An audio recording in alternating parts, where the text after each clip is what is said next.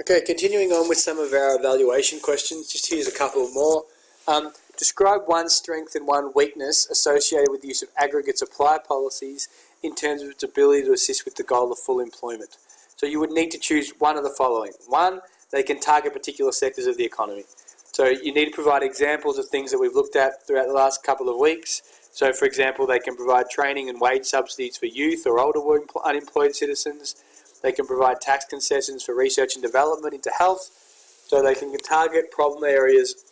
I'd be focusing more on this training and education of youth or unemployed or Indigenous people. So you could talk about the increased training amongst the Indigenous, particularly through Parents Next, to try and promote more jobs amongst Indigenous communities. They can target employment without jeopardising other goals like low inflation. So they can target employment through infrastructure spending, training and education, subsidies, all this stuff which leads to lower prices, particularly in the long term, boosting international competitiveness, so achieving full employment without jeopardising the other goals. They can target structural or ongoing problems with the labour market, so by increasing the efficiency of which resources can lead to long-term sustainable growth and long-term benefits through employment. So they can actually focus on policies that are improving skills, that are improving the ability, creativity and productivity of our workforce, which should have a longer term benefits than just trying to boost aggregate demand and reduce cyclical unemployment. So targeting particular sectors, targeting structural ongoing problems, and also their ability to target the goal without jeopardising other goals. In terms of weaknesses, the long implementation and impact lag, it basically can take forever or a long time before supply side policies have their benefit on full employment. By the time it gets through the Senate and by the time it actually has its full impact, the economy may be in a different phase of the business cycle. Many policies actually hurt employment in the short term, so labour market reforms, trade liberalisation, they can all have negative impacts on unemployment in the short term. And some policies still require large government outlays, potentially leading to bigger budget deficits and crowding out, which can also jeopardise the achievement of full employment. So there's some negatives. I'd be focusing on the long impact and implementation lag, as well as the fact that there's the negative implications in the short term for full employment. One strength and one weakness of monetary policy in order to achieve price stability. The main strength is it's a supreme weapon to tackle inflation. By raising interest rates, they can reduce the willingness of people to borrow. Even the hint of higher interest rates can slow down spending. You can talk about that through the cost of credit channel or the cash flow channel. Has a great impact to reduce inflationary pressures by increasing interest rates because of the impact it has on people's spending and willingness to borrow. In terms of weaknesses, it can't tackle inflation in certain areas. So if there's rapid increases in price in particular sectors of the economy, because it's a blunt instrument, it is limited in its ability to control price increases in particular sectors.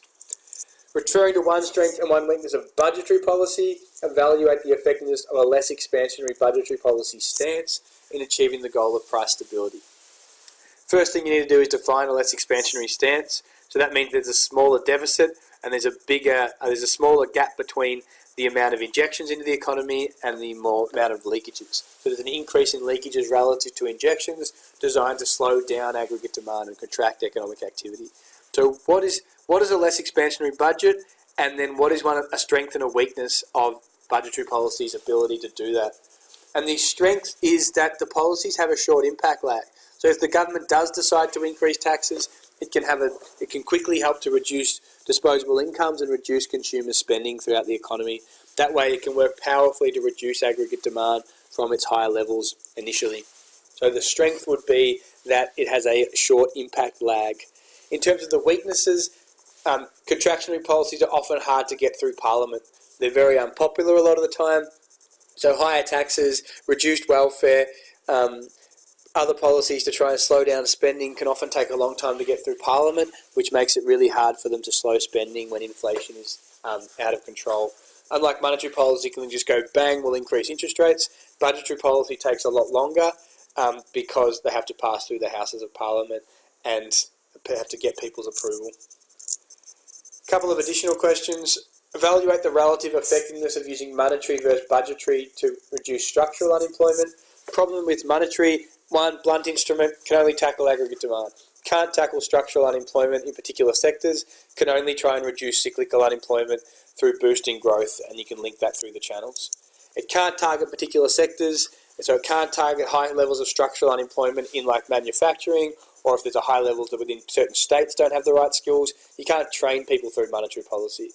The only benefit is lower rates may provide businesses with more cash flow for training and development. So you could make the argument that the only good thing about lowering interest rates is at least firms have more money available to spend on initiatives that would actually help reduce structural unemployment. But the policy itself is not designed for structural unemployment. Budgetary policy can target particular sectors of the economy, e.g. structural unemployment amongst youth workers.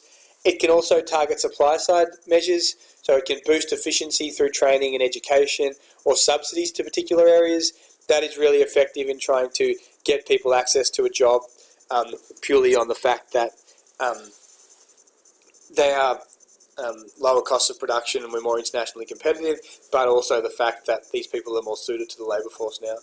It can include welfare reforms, so welfare reforms can encourage citizens to work harder and get back and to get skills in order because their welfare is being cut.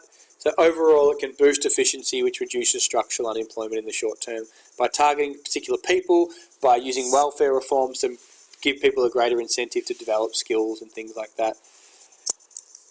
Evaluate the strengths and weaknesses of budgetary policy in achieving the economic goal of full employment in the current economic climate is really important.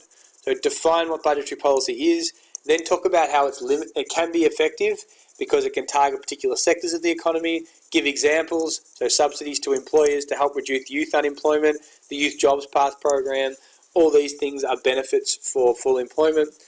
It also has short time lags, meaning that policies like lowering income taxes and increasing infrastructure spending can work quickly to boost aggregate demand and reduce cyclical unemployment once the policies are actually initiated. Some weaknesses include the long implementation lags. So while it takes a short time to have its effect, it can take a long time to get through Parliament, which reduces the counter-cyclical nature of them. It can make it, which can make it ineffective in the short term. The implementation lag is, in addition to this, there's the lack of government funds. So because the government's focusing on fiscal consolidation, it's really hard for them to be expansionary in the current climate, which again makes it harder to achieve the goal of full employment. Other things might be psychological restraints. So people, if there's weak consumer confidence, may not decide to spend the extra money through budgetary policy initiatives, would be another weakness. Thank you.